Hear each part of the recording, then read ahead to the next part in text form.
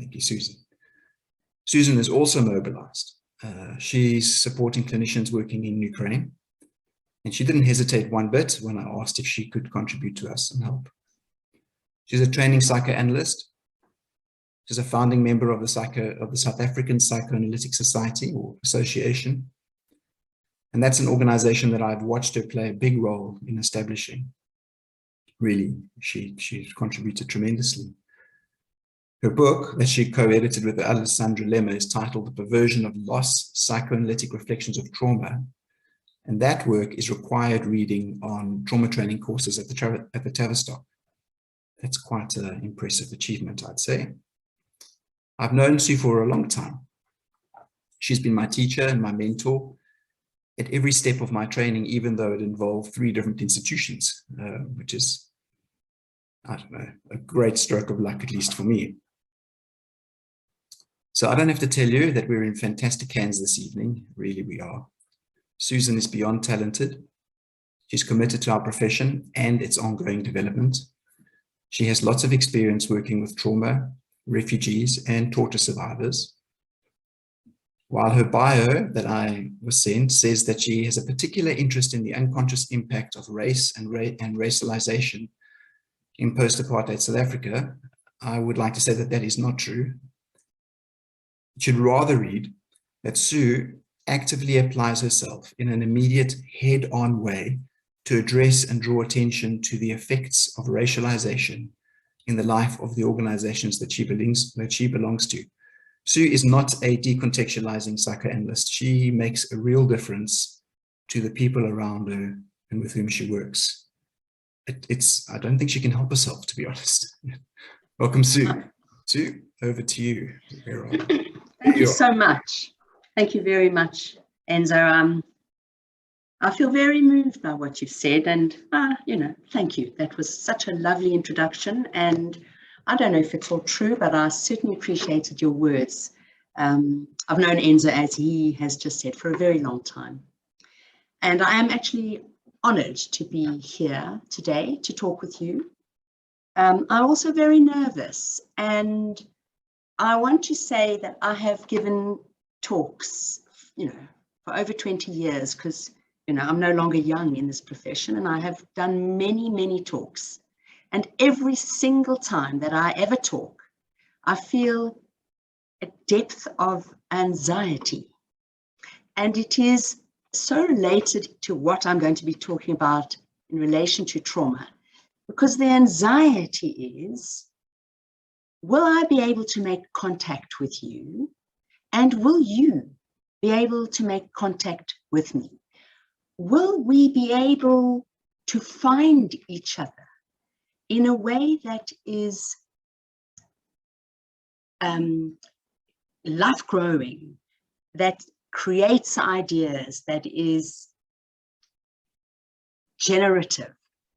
Or will we somewhere find breakdowns or slips or differences that crash us into each other?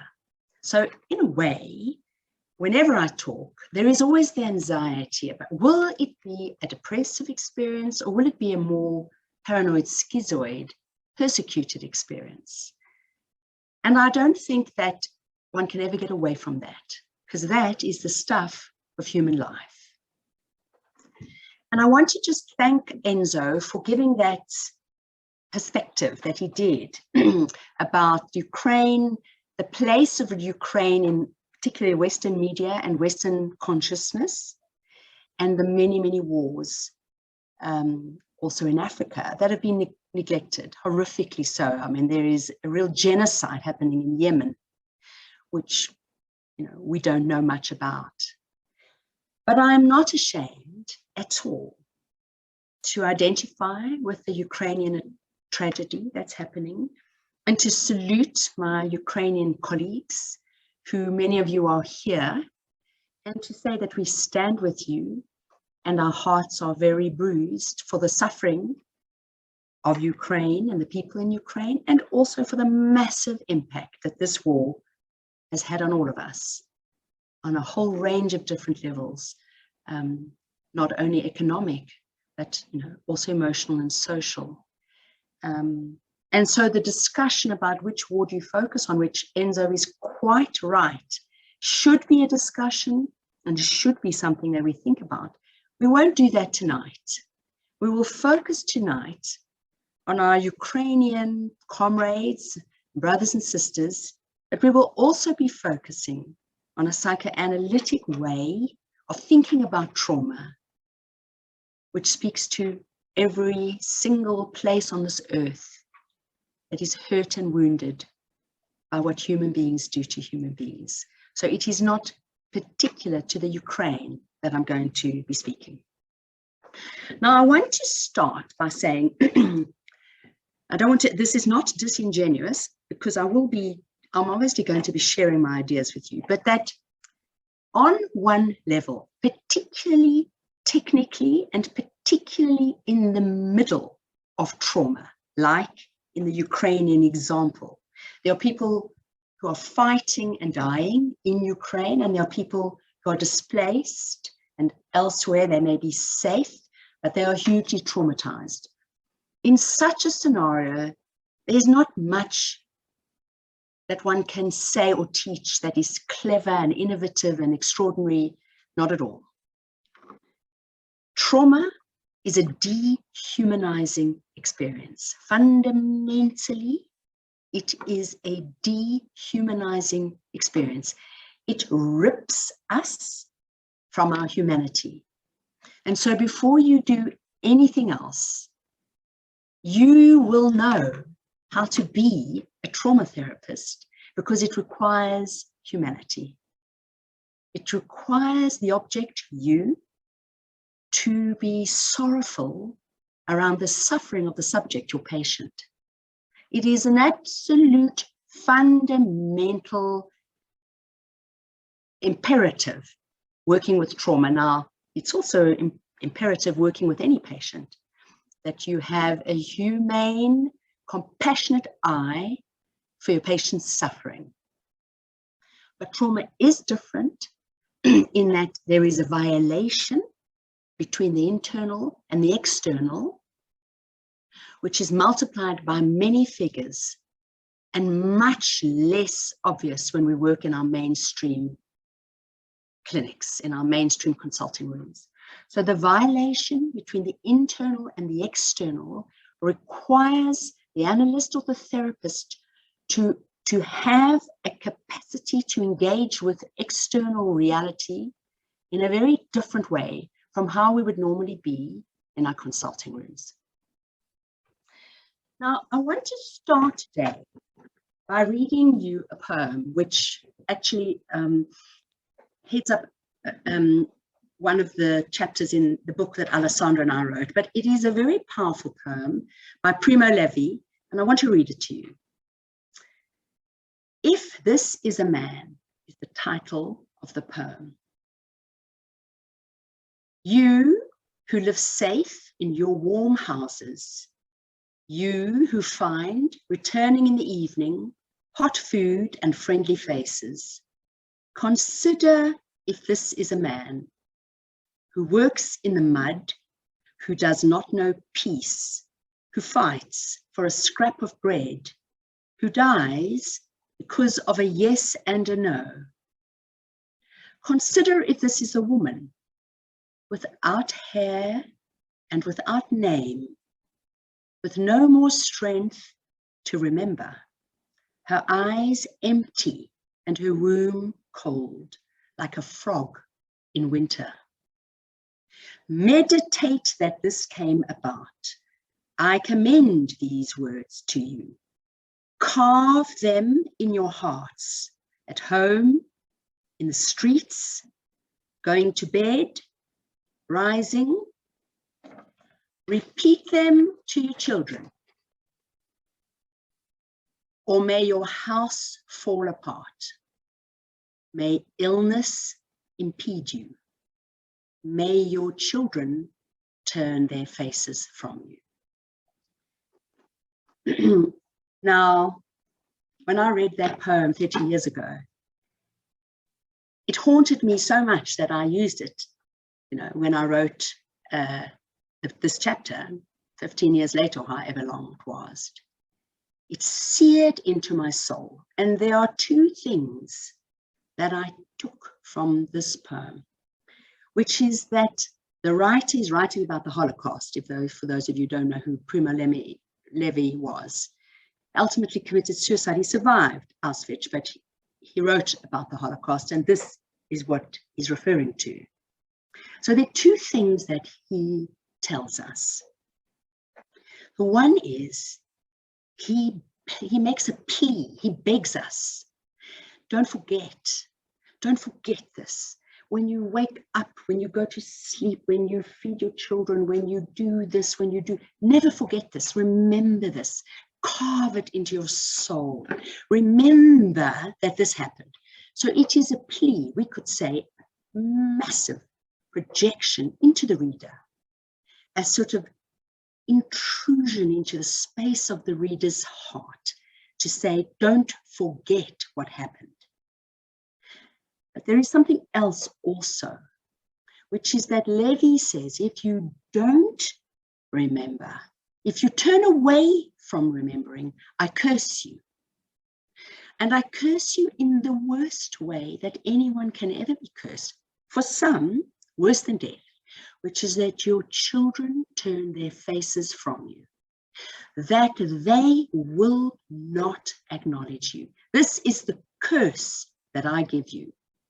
So we see that he cries, he calls us to him, and then he offers hatred, the threat of profound curse on our souls if we don't abide by his injunction. Now, we could say that Levy's poem, like all poetry, by the way, all poetry, is a human communication from one person to another person. We could say that it is a form of object relationship. And those of you who enjoy poetry or read poetry or love poetry will know that when you read, you feel related, you associate, but you associate to relationships. And those relationships are both internal, unconscious, not fully known to you, and external, real relationships. You might turn to somebody with love, or you might turn with strength and anger from reading the poem. So the poem is a kind of relationship. And I wanted to start in a strange way, because some of you would have heard me talk before, and I'm anxious not to just repeat the same talk, that, you know, so that maybe I can share something a little bit different from what I usually share. So I want to start with this poem because I want to convey to you the intensity of object relations around trauma. So it's the first thing you want to know when you work with trauma is the intensity of affect. And it is not only heartbreak, it is not only suffering, it is also the intensity of hatred that you need to know about when you work with people who are traumatized. That's not just the Ukrainian colleagues, comrades, people that we know. That's every person that you ever come into contact with that's had trauma. It's an intense, aroused, affective condition. But what I want to start with, which is unusual and not something one would typically put into a discussion about trauma, is I want to start with two concepts. The one is play and the other one is forgiveness. Now, I want to refer to Mark Solms. All of you will know who Mark Solms is. If you don't, he's a South African psychoanalyst and a neuroscientist, and he's done extensive research on play. I want to talk about his work, and I want to talk about Winnicott's work. But what I want to say is that the poem, Levy's poem, is a form of play. It's a form of symbolic representation of anguish and violence, because he doesn't actually lie in your lap and cry. He doesn't actually slit your throat. He doesn't actually get your loved ones to turn their faces from you. He symbolically does that. So it is a form of play. And play is at the heart of the human capacity to relate to the other. This is now, I'm using Psalms and Winnicott. So you all know that Winnicott says that the capacity to emerge as a separate human being and relate to the world in terms of me and the other, you, or subject and object, is predicated on the capacity to symbolize, to know that somebody is different from you and that somebody's words are separate from you is a symbolic achievement. And he says it comes through play, it comes through having an object or an idea in the mind or a game which is real and not real. So your proverbial teddy bear, that transitional object, which the child knows is not real, but it also stands for mother's body. And it also stands for the self. And so when your child loses Teddy, if you're a thoughtful person, you don't say, I'll just go and buy you another Teddy. You need to know what a serious loss that is, because that Teddy is helping the child to master the incredibly, incredibly difficult process of leaving the fantasy of fusion and unseparateness into the world of true object relating, of me and you, us not being the same. And he says play, imagination, the joy of creating and putting your mind into something which is and isn't real. This is the mechanism that human beings use. This is the mechanism that human beings use to separate and go out into the world, and it's across the board. Now, Mark adds something very interesting, something different. He says, all mammals play. All mammals, this is research-based, this isn't a theory in the mind. All mammals play, and play is predicated on domination and subordination. Now, that is very interesting.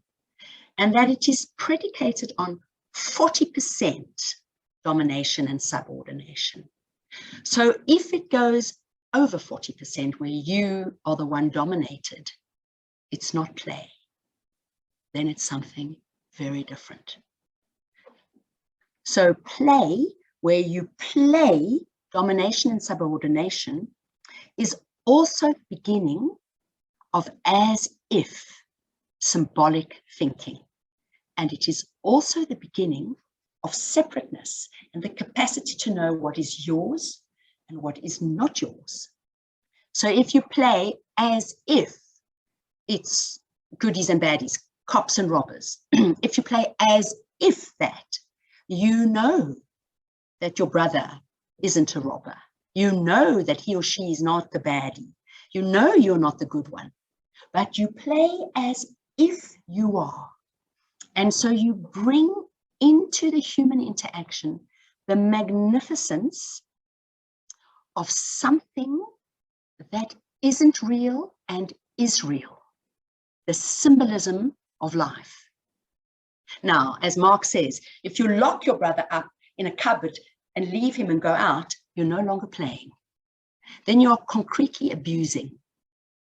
Now, the reason I bring play in is because one of the features of trauma is the breakdown in symbolic functioning, but primarily the breakdown in the capacity to play. The breakdown in the capacity to throw the ball and have the ball thrown back at you. So if I had to say to Primo Levi, how can you write such a thing? How can you curse the reader like that? How can you do that? He would say, it's just a poem. It's just a poem. For me, the poem is on the edge. It's on the edge of play.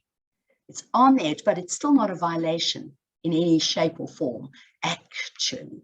So if I say to Levi, you're too filled with hatred, you are too full of curse, he would say to me, when I put it on paper, when I make it art, when I make it poetry, I dilute the evil intent.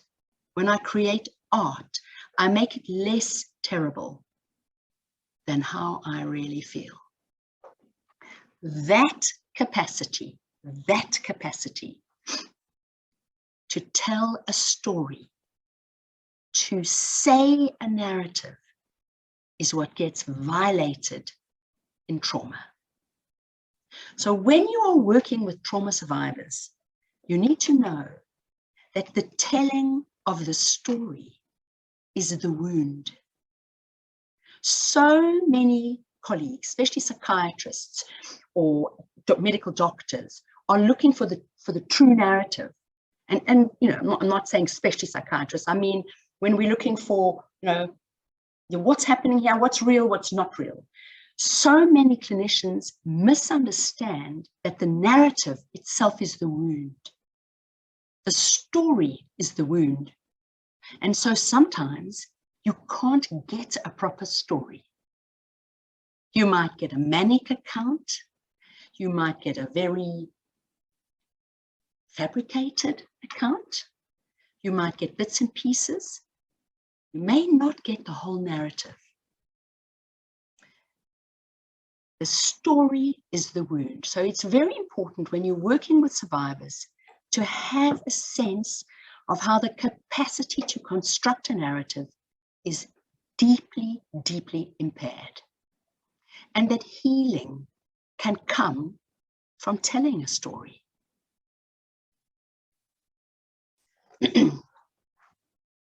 Now, I briefly want to speak to you about Freud's theory of trauma, which is in a way an economic theory of trauma. And I very briefly want to give you an account of it, which is, and all of us need to know that, and I think most of you do. But Freud's theory of trauma is that trauma is a fear response. It is an excessive amount of anxiety around death. It's a fear response to a possible death of the self, or the death of an other, or especially the death of somebody close to you. It's a massive fear response together with helplessness and passivity when you cannot do anything about it.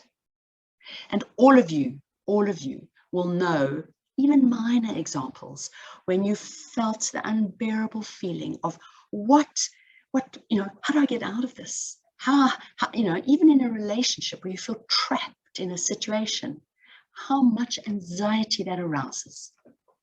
So Freud tells us that in a near-death experience, there is such an overwhelming experience of anxiety that the capacity in us to protect ourselves, what we call the flight-fight response, that capacity to protect ourselves is impaired, just like the capacity to tell a story is impaired.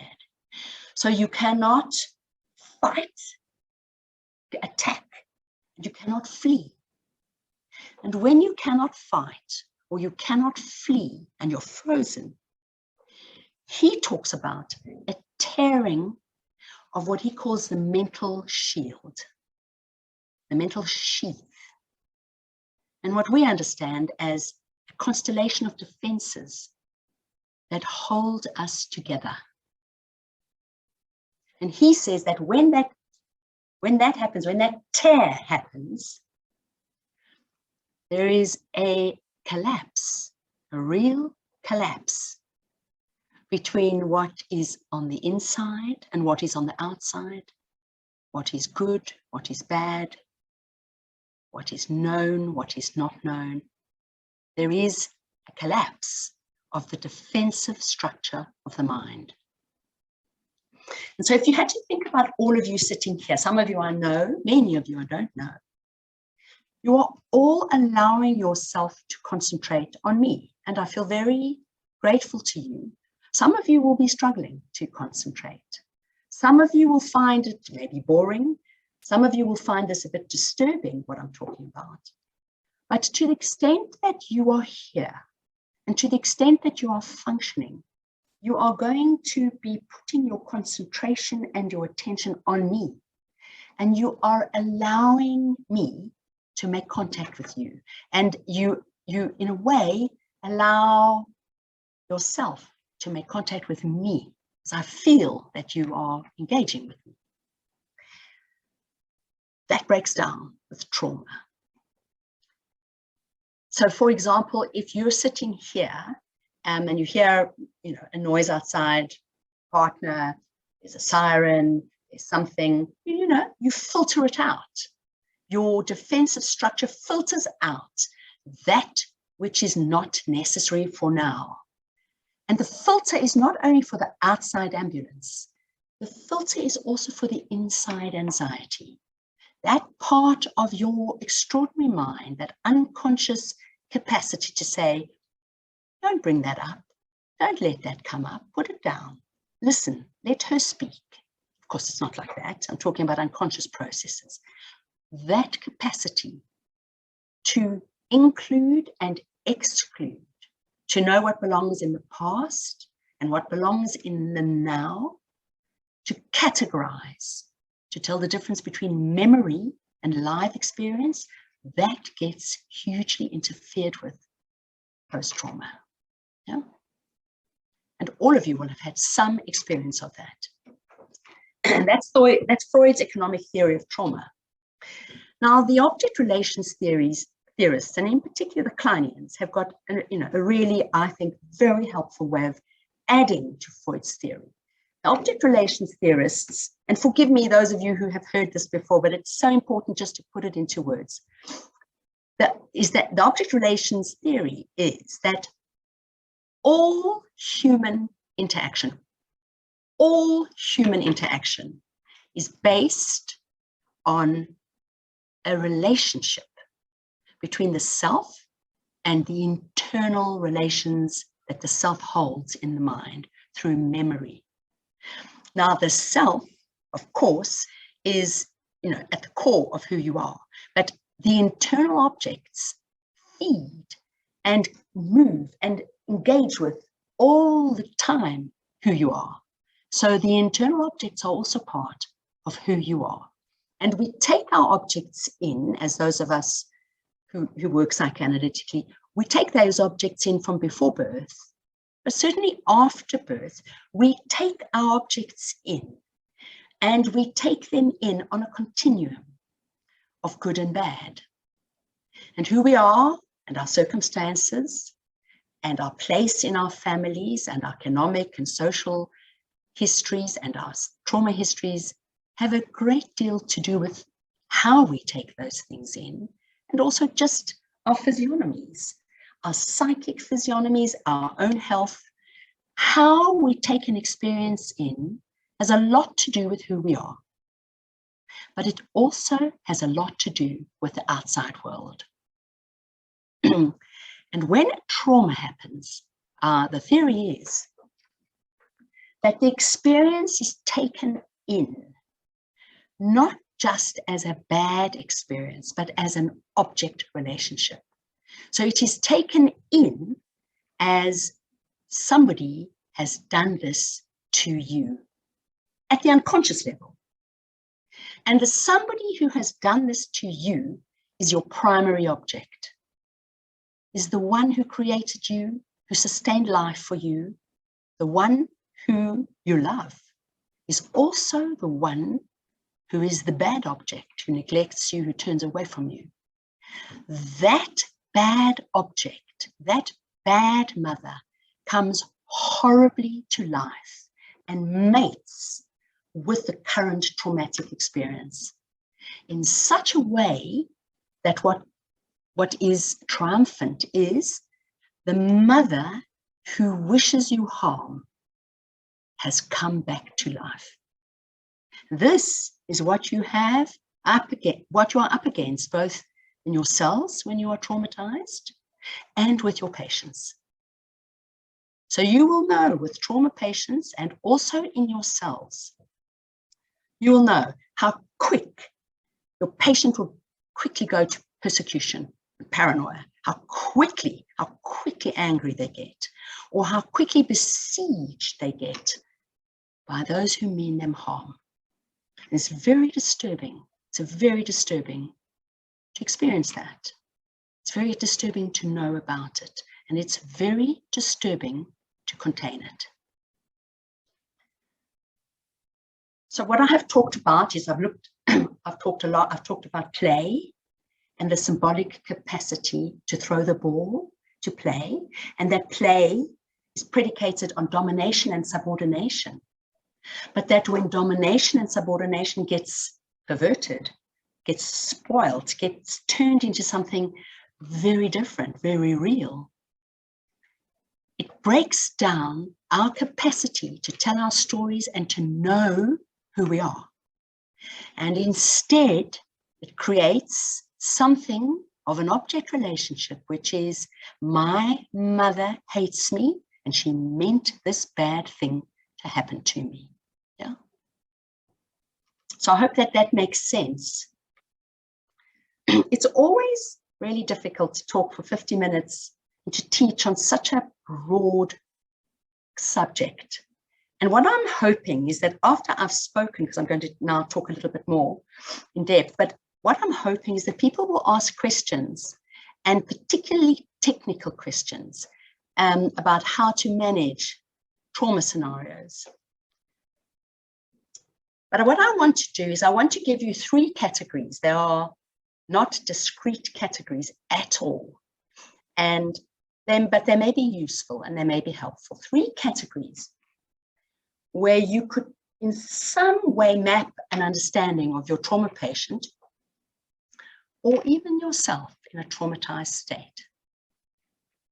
So the first category that I want to talk about is the category of personality breakdown. That's very rare for us as psychologists and psychoanalysts. We don't see them, but if there are psychiatrists here, they will see those patients much more regularly than we do. And the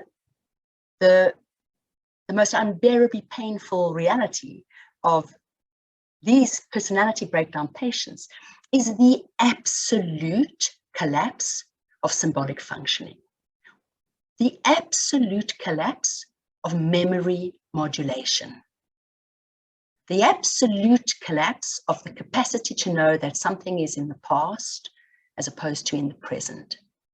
And one way we can talk about it is the re-experiencing of the event in the now. Or another way is the breakdown of the repetition compulsion, the breakdown of the repetition compulsion. Because the repetition compulsion in Freud's theory is a way of helping you manage trauma. So you just think to yourself, you had a bad day at the office with the boss. Your boss humiliated you or made you feel terrible in something like that, yeah? Go home to your partner, my XYZ boss, they, and then you find, you tell the story, you re-experience it again and again, and you add what you should have said, and then you add what you did say, and then, until you feel better about it. That's a kind of functional re-experiencing of the event, a repetition where you go over it in order to heal it. All of us see patients who perversely repeat trauma from that they have no idea about, and they cannot resolve the conflicts that they repeat. And that's what our work is about as psychoanalysts. But in trauma, there is the breakdown of the repetition capacity. It's like a spring that's broken down. And what happens is that the person literally relives, as if it's happening, the actual trauma. And the psychiatrists will know that that's a form of psychosis. So this first came to life with the Vietnam vets. Yeah. Now I want to tell you about a patient that I had. It was a young Iranian man of 16. And his whole family were murdered. His whole family were murdered. I won't go too much detail of some of the trauma cases, but I want to describe this boy. That he was really psychotic. He constantly thought that he was being tortured, where he had been tortured by the Iranians, by his own people.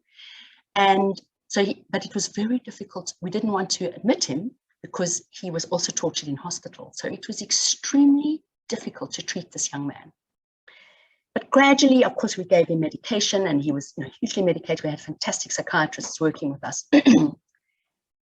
The thing that contained this patient more than my sessions with him were the bricks and mortar of the place that I worked at in London.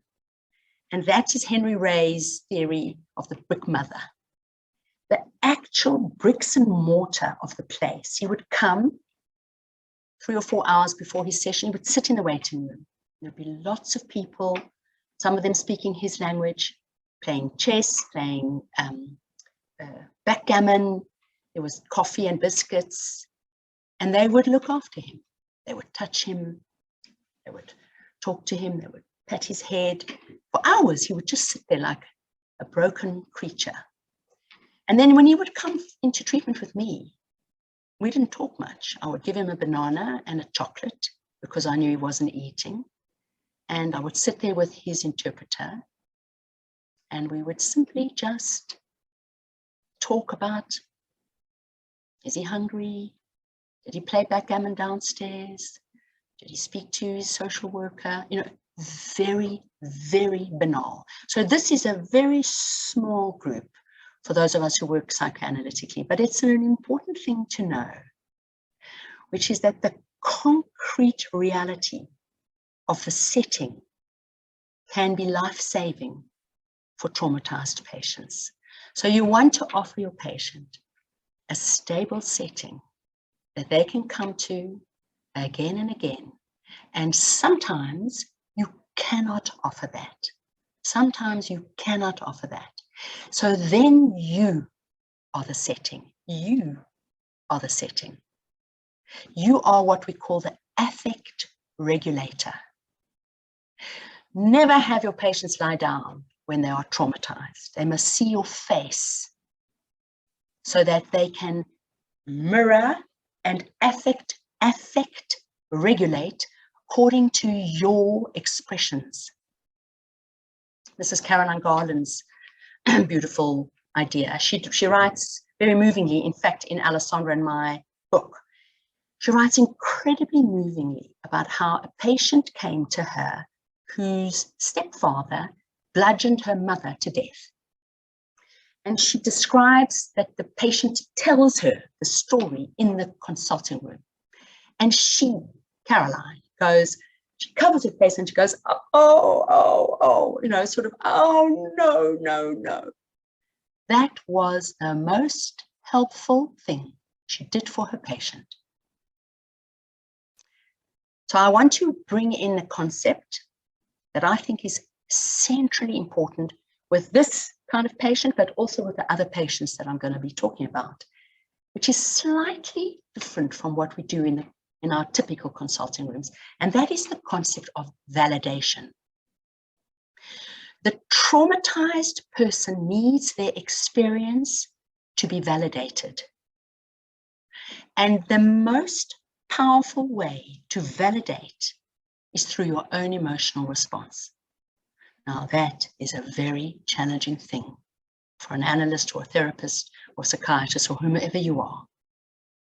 But if you cannot do that, you won't reach a trauma patient. So I would say to you, obviously, if you break down and you can't, then you can't do this work. But having tears, do not hide your tears. What you can say is, perhaps we need 2 of us to have tears because the story is too big and we both have to be tearful. Or you cover your face and you go, like Caroline Garland did when she heard. The patient felt so validated. Or you put into words whatever it is that feels right for you. You validate the lived experience of your patient. And validation, in my opinion, is both a psychological but also a political action. As an action, it is different from the kind of containment that we usually have.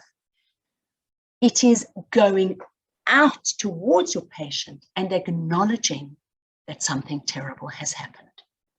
It's hugely healing and hugely important and hugely challenging for the therapist or the psychoanalyst, because you don't want to collude with your patient. You don't want to collude with the perversion of your patient. So it's a very difficult thing, and I can't go into the details of it, but what I can say to you is I would always say to colleagues, I would rather err on the side of validation, and you can then find out how perverse your patient is at a later stage, because patients, you know, some people lie. Very difficult. So I want to go to my next category. Am I okay for time, Enzo? So I want to go to my next category, which is the category that I call the interpersonal category. And this category is the category where we use Anna Freud's theory of the identification with the aggressor. This is the category where your work resides. This is the category where the transference is very strong, where you will feel a whole range of different emotions for your patient. And so I want to say that one of the difficult things about working with trauma is that you can never forget Primo Levi's poem, because your patient is not only anguished, your patient is filled with hatred. And those of us who have been traumatized, we know how unbearable that is. It is an unbearable condition. It is an unbearable condition. Sorry, can I just check? Do we have 35 minutes in all, including questions?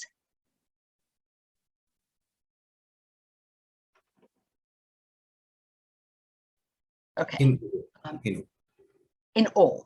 I would like to leave some space for, so I'm just going to say that it is unbearable to feel that level of hatred inside. Bruno Bettelheim said something about, and I mean, I hope it doesn't sound racialized, but these were his words. He said, if you drink black milk, if that's the thing that sustains your life, then you will take that hatred inside of you. But I think what I want to impress upon the group tonight is that your patient's anguish is not only about what they have lost and what is broken inside of them, but also hatred. And the hatred is both to the self for surviving and to the object for causing the pain.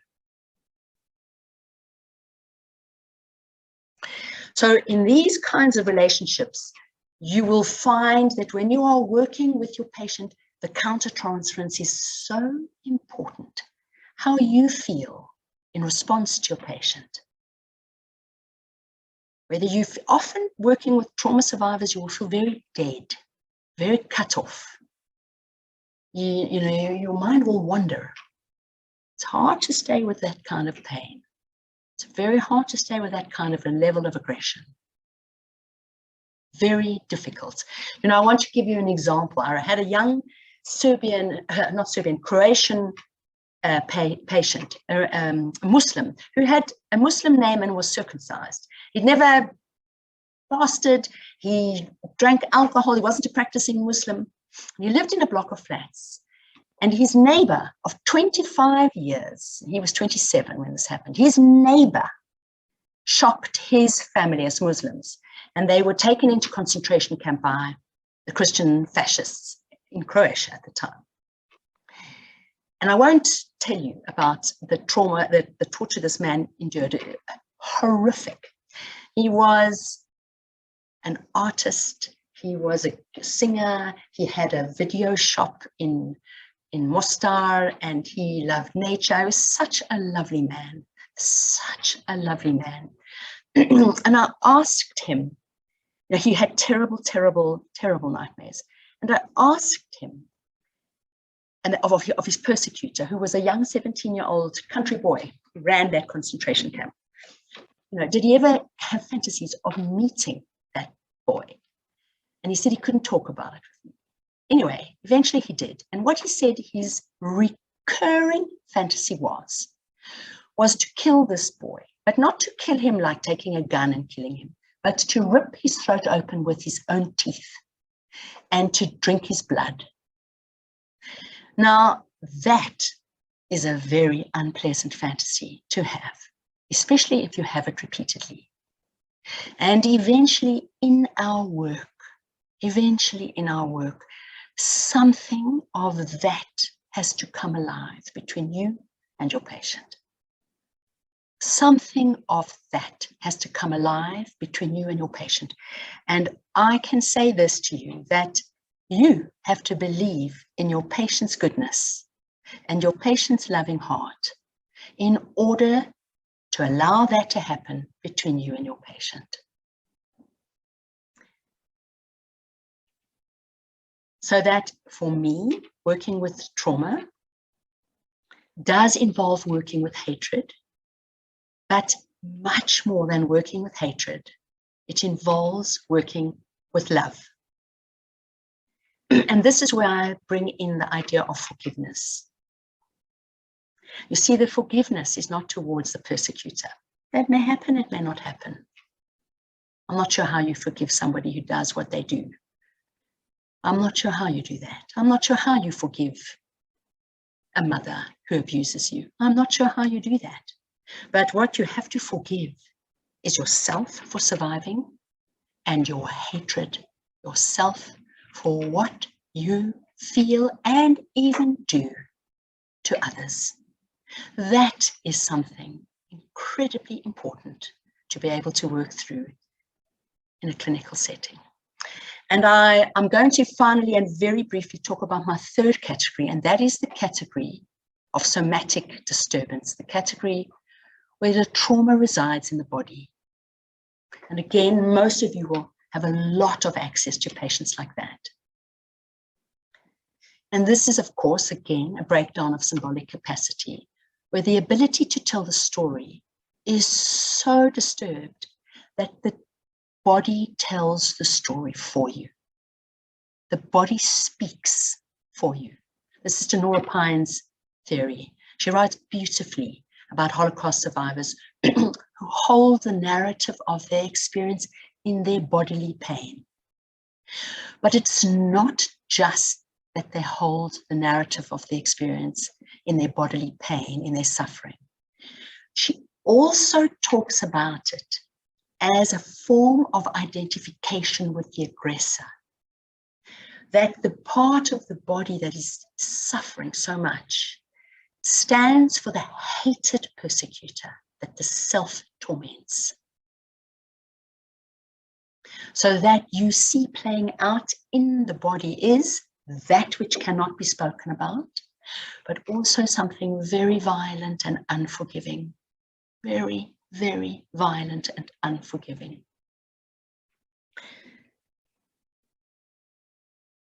And I will end by saying,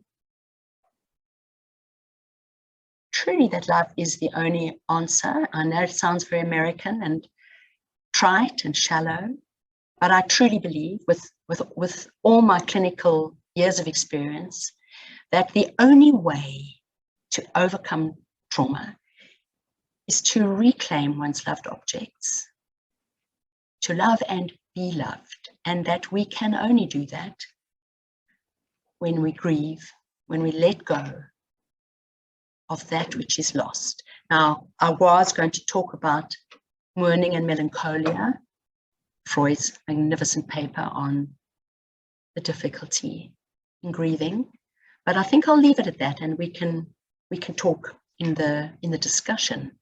But that we have to respect bodily pain. Sometimes some things are too terrible and they reside in the body. And what I want to say is nothing ever resides in the body without the body welcoming it. So you will find, for example, a traumatized patient who may have heart difficulties because there are heart difficulties there, or may have whatever difficulties that happen because they get activated. Trauma is no friend of health. Thank you. Enzo, I think, is it okay to stop there? I think so, Sue. I think so. I just want to say it's nothing wrong with being American. Sorry, I hope I'm not offending any Americans here at all. You know those American sitcoms where I love you and I love you? I was talking about that. Forgive me. Listening to you, Sue, it's always helpful. I feel myself calming down, and I'm sure many other people do as well. Have a knack of making complicated things seem much simpler than they are. And I appreciate that. So we have one question already. Please, if you have any thoughts that you want to raise or questions, look down to the reactions icon at the bottom of your screen if you're on a desktop, and you'll find a raise your hand. So I think it's Annie. Let's see.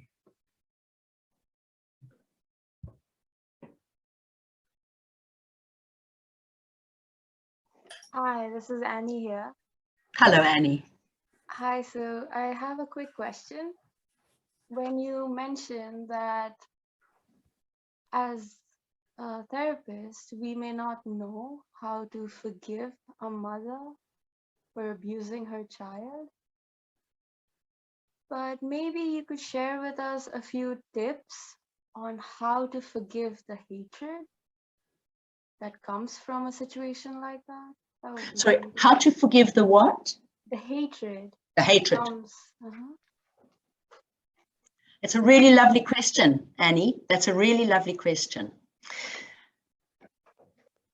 You know, the priests can tell us a lot, and the poets can tell us a lot about that. But of course, in our profession, we don't lay hands and forgive. We don't say rosaries and forgive, and we don't look, to Jesus or Moses or whoever it is for them to forgive us. And those figures are hugely important, and they do forgive us, and they are incredibly important in culture. In psychoanalysis, I think that forgiveness happens in the relationship, in the dynamic between the two of you, in the object relationship. So it's not so much that I forgive you for your hatred, but perhaps I bear witness with you. I bear witness with you. And somewhere I convey how important it is to show me that hatred. And I convey how sorrowful I am that one has to have such terrible feelings. So when the young man told me about biting the neck open, I remember sitting with him with tears in my eyes, and I never said anything. But it was a big moment between the two of us. So I think that it's a very, very good question. There's no way that you can forgive. I mean, sometimes you can put into words to a patient how cruelly unforgiving of themselves they are. And that may be a way to say, why are you so unforgiving? But in the dyad, the analyst communicates to the patient his or her own ordinary humanity. You are not sitting on some chair that you don't know about suffering and forgiveness. You know about it. So it is something in the communication, both consciously and unconsciously, around bearing witness to the worst parts of ourselves. Alessandra Lemma says it so beautifully. She says, when a patient feels taken in, warts and all, it is the most profoundly healing thing you can do. And that does create space for the patient to lower the temperature of how bad they are in their fantasy. Sorry, not forgive as a therapist, but no, I'm trying to talk about, I'm saying that the way you forgive, the way you help your patient to forgive is to bear witness. The way you help your patient to forgive herself is to bear witness. Sue, there's a number of questions that have come up. Do you know any resources about healing trauma in the body? Sorry, did you, sorry, I was just about to, apparently my charger was, I'm very bad with. We have questions from people and questions in the chat. So Gabrielle is next for questions from in the what we want to speak, and questions in the chat. Someone, Susanna, has asked if you know of any resources for healing trauma in the body, and I see someone else has raised how rape is a factor that people are hearing about quite a lot in Ukraine so rape and any resources for body healing. Yes. Okay. Okay. So let me read this to you. It's known that there are rampant occurrences of rape and sexual assault against Ukrainians by Russian occupiers. Any tips to work with survivors of such assaults? Age victims range from infants to the elderly. Horrific.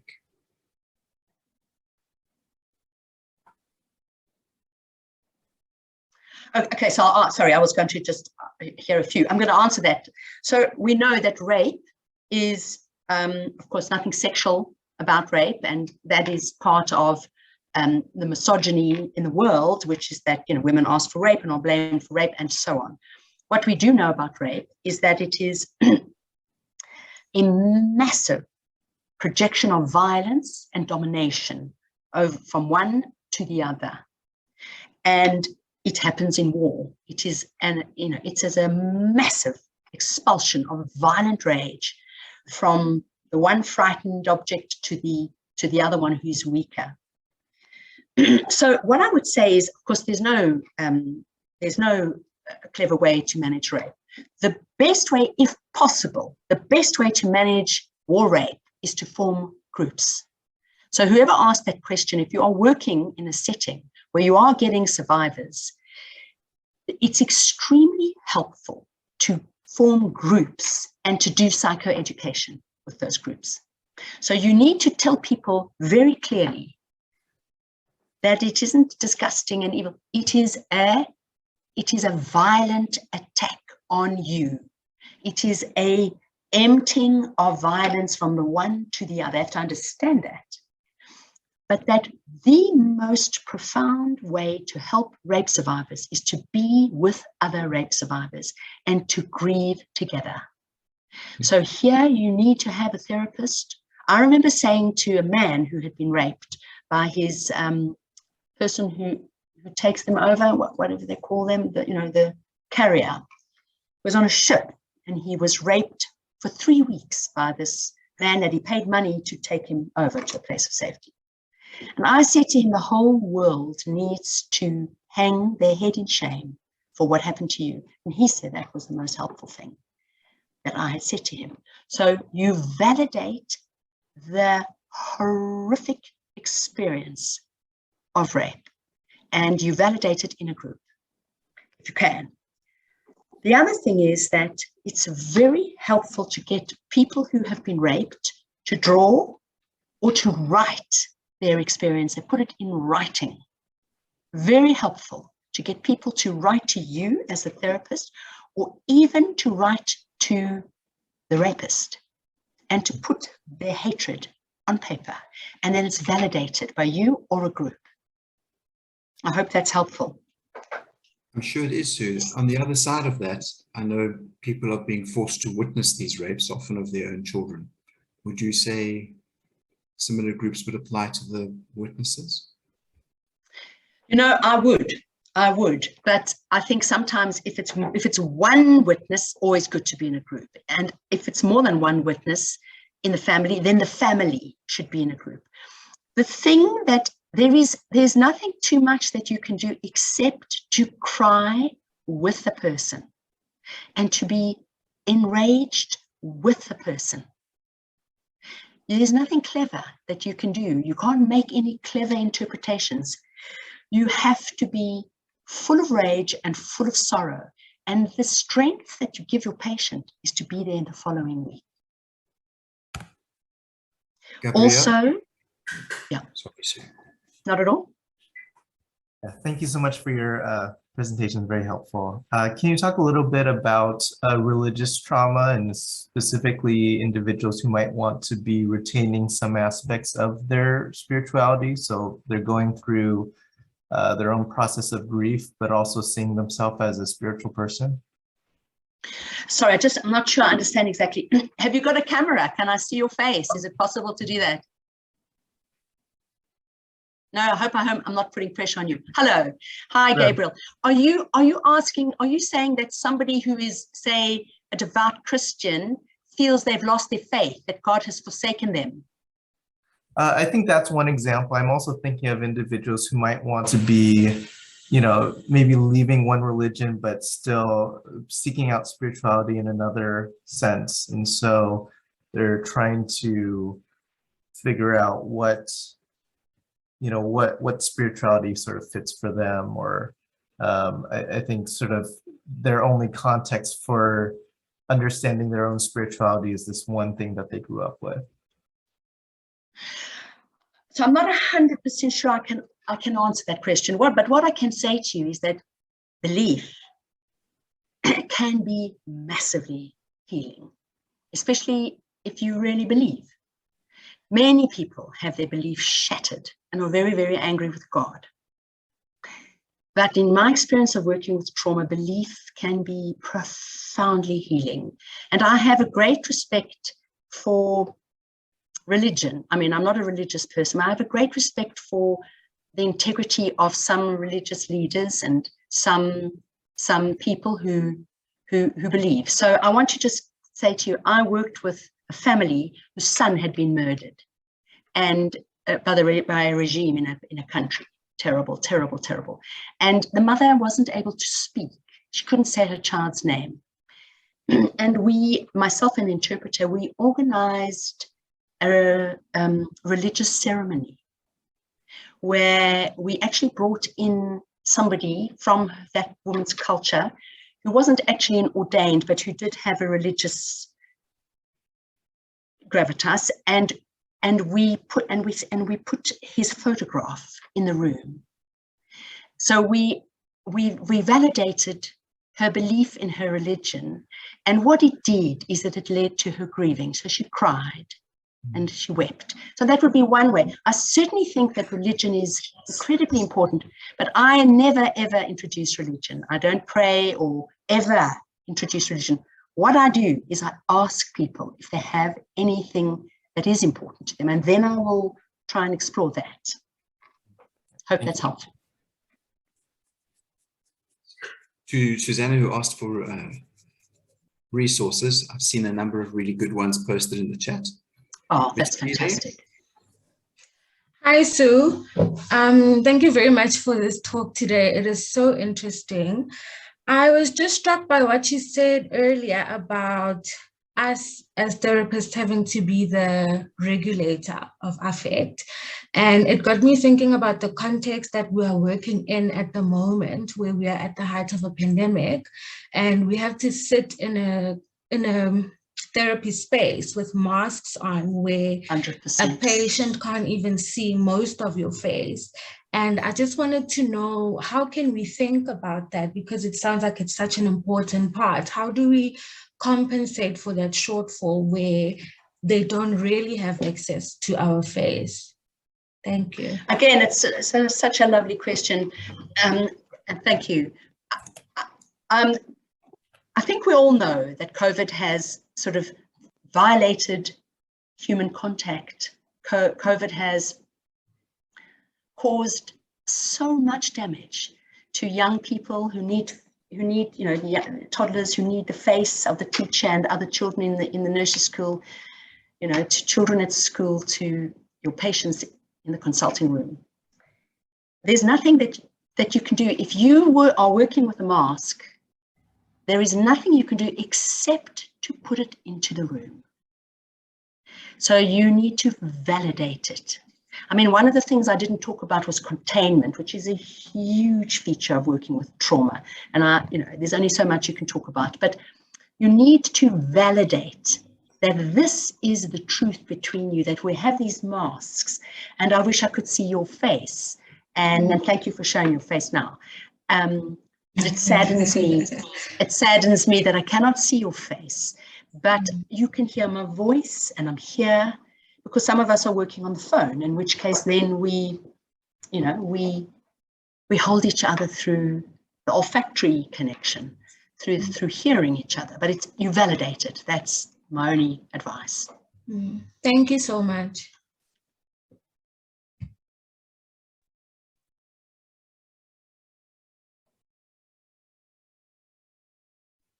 One plus seven, we're over to you. Hi. Great. Hi, sorry. My name is Ayushi. I'm from India. So my question is, as you were speaking, and it was very moving talk. So I was thinking of my patients, and I thought that there are people who would just not register their trauma in themselves. So there are, session after session, you're just sitting with people who would say, I don't know, I don't feel much, but there's something there. So I was wondering if you could help us understand how to, work with that. Well, that's a hard one. And I'm not sure there's one answer, because every patient is their own unique self, and you have to go with each patient as they are. So for some patients, it is unbelievably healing and comforting to have somebody say, you are traumatized. And I think you're traumatized because of this and this and this. And they go, what? Never. But they feel comforted. For others, there has to be more patience and more accepting that there is something unbearable about speaking trauma. And so the deadness is a defense, and you want to be careful not to break it. And at other times, it is helpful to interfere with that defense of deadness. There is no one answer. But what I can say to you is that numbing of affect is an absolute classic trauma. It's an absolute classic trauma defense. It's in the DSM-3 or DSM-6 or whatever it is. It's, the psychiatrists will know well. They see patients with numbing of affect, they don't think there's nothing wrong with the patient. And numbing of affect, there's a term which Enzo will know, and others, because I've talked about it, called alexithymia, which is the inability to put feelings into words. Now, the alexithymic condition is, of course, very apparent with the psychosomatic disorders and the anguish of the body, speaking that which cannot be spoken. But so is numbing of affect. So the numbing of affect is also a form of alexithymia, where you cannot put something into words. So you might say to your patient, perhaps sometimes we feel nothing when we have such big feelings. We have to make them nothing. One of the things about trauma is that things can't be broken down into small bits, into bite-sized bits.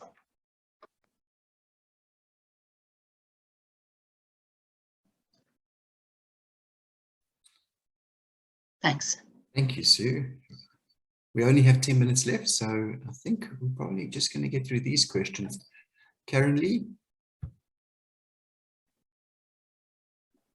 Hi, Sue. Thank you for a very interesting talk. I'm curious about this work that you speak about. It reminds me a lot of the work of Pat Ogden. She does sensory motor psychotherapy. But I also am curious about the kind of the opposites to the analytic approach, which is this neutral. How does that relate? The neutral position, the Kleinians, don't have, you can never be neutral. Now, you don't want to sort of take your patient's side and, yes, you go and tell your terrible husband what an arsehole they are, la, la, la. Of course, that's very unhelpful. And technically, it's unbounded and it's not good. But there's no such thing as a neutral analyst. And when your patient is suffering, to simply be neutral is in a way like being an opaque object. One of the things that and I can't remember the Mervyn Glasser talks about is the capacity to penetrate into the object. The patient and the baby and us, we have to know that we penetrate into the other and that they feel it, but that they aren't overwhelmed by it. So I think especially in trauma, a neutral kind of position is the only neutrality I would say is that you start on time and you end on time. Otherwise you will burn out. And, you know, obviously you don't forge very emotional alliances on one side or other, but that you show your patient how sorrowful you are at their level of suffering. So I would say that working with trauma does not require neutrality. It requires a great deal of strength from the therapist to maintain a fine line of feeling somebody's pain and not being overwhelmed by it. Mm-hmm. Thank you.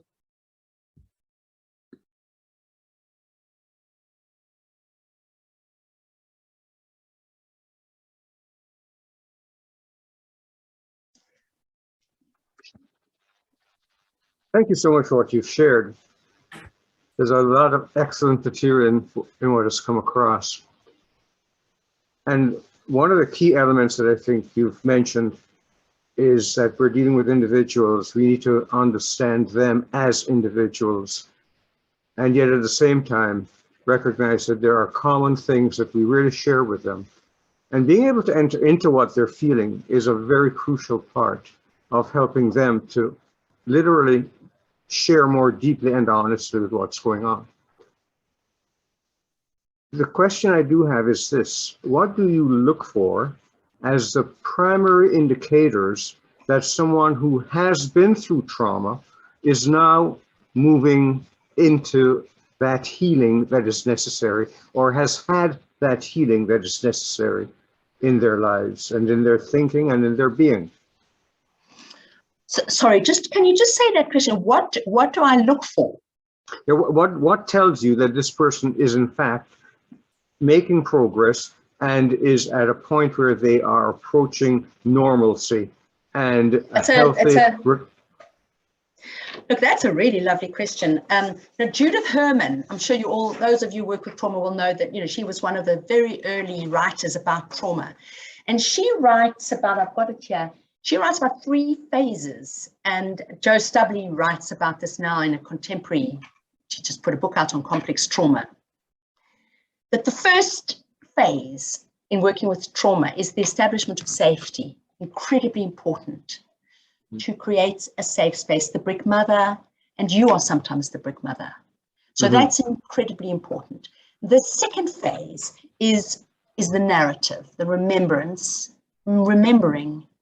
and being able, and this is of course Freud's great contribution, you know, that when you can remember instead of enact, you know, you are more in control of your life. And you are much more open to healing and to relationships in your world, you know, work and love. Now, the third thing that Herman says is, she talked about sort of the ordinariness of everyday life. The ordinariness of everyday life. So I think when you feel that your patient is beginning to talk about the ordinariness of everyday life, well, then you've done a very good piece of work. And sometimes you never get there. We need to, all of us, know that some things can never be healed. And we only have to look at the world around us to know that. But I would say to you that ordinariness will be a very good sign to you. And do you, further to that, do you ask the person to evaluate where they are and how they see themselves in the light of what has taken place in therapy and what they still see as being needed? No, I don't work like that, but I think it's a very sound way of working. I'm an analyst, and so I have patients in analysis, and then I have a few small, very, very small clinic of individual patients, of once weekly patients. No, I don't, and I think that's the relational way, and I think it's a beautiful way. And just to say that I think the relational analysts are on the button around trauma. They have a formidable contribution to make to the trauma. I'm a Kleinian, but I mean, I really think the relational psychoanalysts have got a lot to offer. Just to say, Joe, if you're looking for the latest book on trauma, Joe Stubley, Stubley, and Linda Young, they've just put out a book from the Tavistock Clinic on complex trauma. Okay, thank you. And I just would like to really emphasize that the idea of forgiveness is so crucial. And forgiveness does not mean pretending it didn't happen or somehow trying to create a false world. That's one of the things that I've had to deal with quite a bit. So so what you're saying is right on target. Thank you. So we've come to the end of our time. Is there anything you would like? We have one more question. Would you like to take it? Is that Jonathan Freelich? Yes, it is. Jonathan, you have to unmute yourself. Jonathan? Jonathan, you're muted. There. Oh, we lose him. Oh dear. It's the way of the postmodern world. Can you hear me? Yes. Oh, now we can hear you, Jonathan. It's really a question to Inzo, a request. Is it possible for you to save and send us the chat thread? I'm going to give it a try. I've not done that before, but I'm sure there is a way to do it. And you can save it, but yeah, you can. Good. In my experience. Yes. Then I'll do that for you. Thank you. And to Sue, a most fascinating talk.